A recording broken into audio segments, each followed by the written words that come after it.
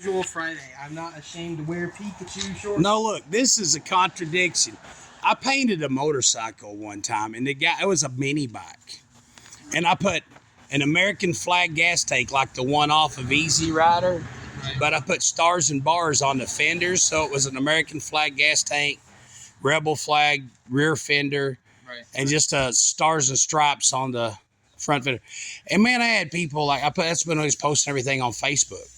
And people like, that's a contradiction. I said, no, it's a mini bike. But I want you to see this. You have Paul. We realized how bad the rebel flag was. This is Paul. Flex Paul. Right? Paul's wearing a Harley Davidson sleeveless shirt like he owns a motorcycle and Pikachu shorts. This is Casual Friday. Right. Seth was talking about, man, I look goofy because it's Friday. We dress casual. I pop out like a picture in a storybook. Do you know why? Okay, Paul, hold on. Take the camera for a second. All right. This is a tip, and I know it doesn't help professionally, but Paul, feast upon me for a second.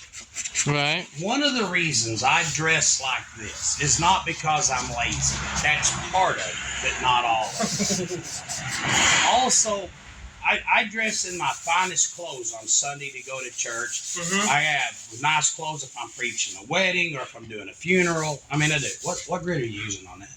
This is 400. But don't stand 30. Mm-hmm. But the reason I dress like this at work is because I don't want any. I've gone in body shops before and see dudes with chains dangling off. I had a guy who wanted to work here, and he had that chain that snapped here and went down his leg, come up to his wallet. Which, as a fashion statement, is cool. He looked cool. And I said, dude, take that off. It's my. And the deal is, people dress. Almost everybody dresses in a costume. Everybody. This is how I dress. If you hung up on how you dress, then it's a costume. Yeah. I guess. No. I mean, I see what you're saying, because it's like, this is how I dress. Well, if you dress up like a biker and you got a ponytail with 18 rubber bands, and this guy did, right? Right. You have a beard with a bunch of rubber bands, and you come up and it's all like denim, and you got a chain hanging with biker boots on, that's fine. I don't care. Yeah, you look cool, but you're wearing a biker costume. But you're wearing a biker. He wasn't dressing for work. He was dressing. I used to wear 50s costumes to church every day. You remember that? Yes. When I used to wear that striped jacket Leonard gave me with the shoulder pads and everything. Yes, and it looked good. It was a costume. It was a costume that I wore to church. So the reason I dress in this costume is not because I'm trying to be a muscle guy, because my muscles are gone. I'm almost 60, right? Mm-hmm. Right. But it's comfortable. It is. And dangly sleeves sometimes, they catch stuff. I get claustrophobic, and I'll be honest with you. When it gets hot, and if I'm wearing sleeves, and something goes wrong, I feel like I'm being attacked. It's weird, I know. But I dress like this because, and y'all dress like I do, except I don't wear Pikachu shorts. But maybe you should sometime. I never. They're incredibly. They're incredibly comfortable and Pokemon incredibly stylish. It's Pocket Demon. You have Satan all over your junk. You have devil junk. Does that look like Satan to you guys? You have devil junk. Anyway, but I don't want zippers or buttons or tabs or rivets or anything that could. And that's the thing, is because so many people say, like, oh, well, what you need to wear is you need to wear a button-up shirt and a pair of jeans and the shirt tucked in the jeans. I'm like, that's gonna scratch stuff up. It could, right? That's so much more dangerous than just wear a t-shirt and shorts that aren't loose. What we need to do is we need to hire Samuel to run the office, dress nice, and we can just stay out of the public eye. But hey, here's the tip for today. The tip for today is not how you dress. We want to do a reveal. We're painting the Roadrunner right now. We're in the process of painting. It's turning out beautiful. Yes. And I don't want to ruin the reveal, but there's a trick I want to show you. And I've looked at several YouTube channels. A lot of them have it. Some of them don't. I just send these out with the DA. Yeah, but the deal is I've got the hose right. Yeah, I know. Yeah. All right. This is part of another project. It's not a project. It's just a job. The 69 Roadrunner parts. Yeah. But anyway, I want to show you something here on our paint job. And this is, I really don't want to show it off too bad right now. This is base color. Okay, yesterday it got hot in here. It did. It got pretty spicy. It got pretty hot. And so we had a... Well, where did Seth put the tech rag? I still need it. Yeah, we had a couple of dry spots. But here's the thing. What we do is, and the fender, this fender, you can kind of tell. This quarter panel, you can see. If you see that swirl on there, what you do is, after you get all your color on, where it's completely covered, and you know I have coverage. Okay. Stop what you're doing. We took 800. You need to make sure that it's aggressive enough that you still have a mechanical bond, and but you're gonna have a chemical bond anyway. But what you do is sand that sucker out with 800. Maybe you want to use 600 or 400. I used 800 because I didn't want to have to go with another 3 coats to hide scratches. If you use an aggressive sandpaper, it's going to require more coats. I only want to put 2 more coats of color on here. Right now I have 3 on, and then we sanded off half of a coat. You can see right here we sanded through. So I've got Paul. Paul's going to be my eyes and ears. We're going to put on our respirators here in a minute and finish this up. But when you, the reason you need to come back through and sand this is... And I'm talking to this is going to be like Uncle Tony's garage. If you're the guy that has a twin turbo powered LS3 and and blah, blah, blah, then Uncle Tony ain't talking to you. If you have a 318 with points in the carburetor, Uncle Tony's talking to you. Well, if you have a $30,000 paint booth, like a lot of people do, man, God bless you. I'm proud for you. We don't have that. We don't. We have a paint building that we keep very clean, wet the floor down and everything like that. I need your seat. I'll get you the Willie one. All right. But we still win a lot of trophies without a $30,000 paint booth or 40 or 50 or 60. All right, take that, Freddie. Yeah. So what we do is after we get our coverage and we know it's covered, we come in here and we'll color sand this. That's called color sanding because you sand the color. That way, when we put our last coat of clear color on here, we know that it's trash free. It's going to be this is perfect. It's perfect. It's amazing. And it's going to be trash free. And that way, if we do have any nibs or imperfections, they're going to be in the clear coat. So, like I said, I don't want to do anything to spoil the reveal. I just wanted to show you, man, this is what is called color sanding. Go over it, sand your color, get out your trash, get out your dry spray, smooth. It may seem like a waste of time, but, first time I did it, I thought it was a waste of time. Got here and sanded it.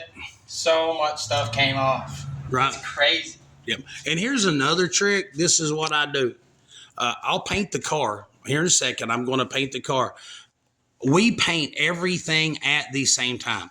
Now, the doors are hanging on the wall, right? They're not on the car. I know a lot of people will put the doors on the car so that you don't have a color variation.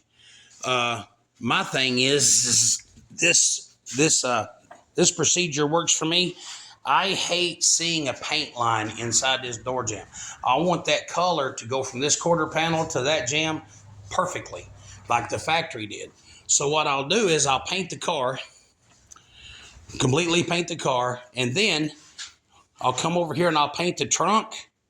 As soon as I paint the trunk, I'm going to immediately turn around and I'm going to blend all the way around this trunk seam so that the paint on the trunk comes from the exact same part of the cup as what is on these quarter panels, where the trunk sits. When I come over here and I paint the doors, this is the driver's door.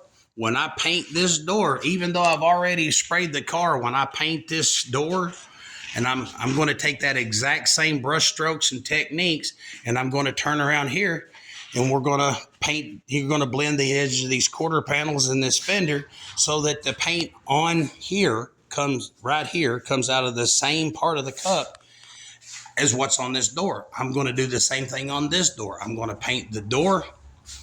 Then I'm going to go to the other side of the car and I'm going to blend the fender and the quarter panel. This might be a futile exercise, but it works for me. It's one of those things that over years I have just started doing. And now I might be cutting the end off the proverbial ham, Right. but it works for me.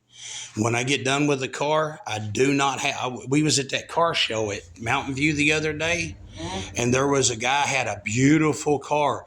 I talked to him, dude. They spent hundreds of hours doing this car. The body work was immaculate. I mean, the conversion over the LS swap conversion was spectacular. I'm not a big LS swap guy. No. This was immaculate. It was amazing. I mean, the dude's car made my mouth water, but the door was different color. Yeah. The door was just a different color.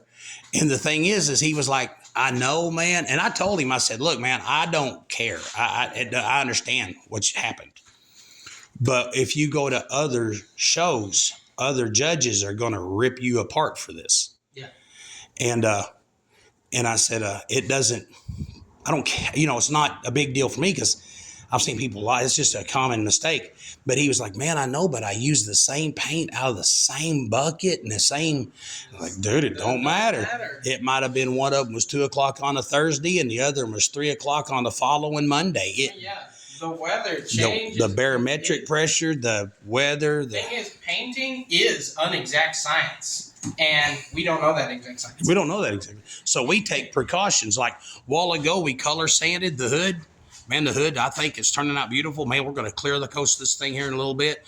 The hood, when we color sanded the hood, I come back over and I put one heavy coat and then I fogged it, checked it for motley. As soon as I painted that hood, I walked straight over here and did the tops of these fenders. Yep. Right here in a second, I'm fixing to do this fender. I'm going to go do that grill support. And when I paint that grill support back there, I'm going to come up and fog the front of the. I mean, that's just, and I know there's a lot of professionals that do. Man, I know when we went to that car show the other day, there was jobs up there that was just absolutely magnificent. Oh, yeah. There was. But, a lot of professional done cars. But man, I only seen 2 cars in that show. 2. No. I seen 1 car at that show that I felt intimidated by. That Chevy truck that got best of show. Oh, yeah. If I'd have had enough time. I don't know if I could do that. Right now. We could have done that. No, I'm talking about me. I know you could. I know you could do anything. But we could. We could do that. That other 55 Chevy, we could do that easy. That black 30 model Ford with the all steel body that was just absolutely flawless. I mean, man, that was intimidating. But here's the thing, what I've learned, man. We do good at shows. We have happy customers. Yep. And this is the technique. So this is what I'm telling you. This is if you want your jobs to turn out pretty good. We got hundreds of hours tied up in body work on this car. Yeah. Body work done on the bottom of this rocker. On the bottom of that rocker. Yeah. Yeah. Like we're very thorough. But I'm saying that if you're a novice and you're a do-it-yourselfer and you've got your garage with your plastic sheeting hanging in it and you want your job to turn out really nice and you don't want your fenders and doors all to be different colors and you don't want trash you can't buff out. If you don't want trash you can't buff out, color sand your car. Yep. Color sand it. Put on your 3 coats, maybe 4, whatever. Get your coverage on to where your coverage is good and come over it with like 1,000 or 800 and just sand the whole car out. You can, we wet sanded this. And I know we had a comment here the other day saying, you guys still wet? Yeah, we still wet sand. Yeah, A lot of people do because they sell wet sand sandpaper, right? Right. So, but if you want a dry sand or you want a wet sand, either one, just go ahead and color sand. You color, get it smooth. You can feel it. You can feel the difference. If it's dry, you can feel it. When you get it smooth, you can feel it. Another tip: we did this with a medium reducer. Okay. We painted the whole car with medium reducer. On these last two coats, I'm using a slow reducer because I'm going to put it on a little bit drier because metallic colors, especially high silver content, man, when he was mixing his paint, he was like, silver, right? Oh. The silver wants to motley. So I'm using a slower reducer so I get a better flow out so it reduces motley. So the last two coats are going to be, that fender looks blue with you standing there. It's funny, a reflection of your shirt, I guess. But anyway, we're going to use a slower reducer. So here's the deal. Tips for today. On your last two coats, use a slower reducer. When you get on your faster reducer, your medium, or in the wintertime, you can use fast. But it depends on the temperature you keep your building you're painting in. But color sand that stuff out. Okay, tip one, color sand that out. If you sand through in a spot, keep track of that, like right here. See, and there's another thing when you color sand. When you color sand, you get to find the little spots that you missed. Yes. And there are going to be some. Yes, there are. Like we found a thing. pit right there, so we had to take care of that. Seth and I have combed this thing literally 10 times over the course of this week. That's not an exaggeration. Yep. Probably more. And then we started color sanding, and we still found some more stuff like that. We found two spots, two tiny spots. Yeah, two tiny spots, but in a car show, 2 tiny spots are 2 points. yeah, those matter. Those matter, and that's what this thing's going to live its life, going to car shows. So anyway, color sand. You find your flaws when you go to repaint. Pay attention. Don't forget a flaw. Don't forget a spot. Anyway, color sand. Use a slower reducer on your last coat. That's what I do. But when you paint a panel, like I said, I paint the doors. I paint the doors at the same time, so I know I'm going to get the same color. I've got exactly the same number of coats from here as I have there. But when you paint the door, come around and paint that spot. Fog both ends. This spot didn't get sanded. Let me grab some ink. We gotta. You can see that it looks like one of those water drops from yesterday. Yep. Okay. Anyway, like I said, and just nitpick it to death.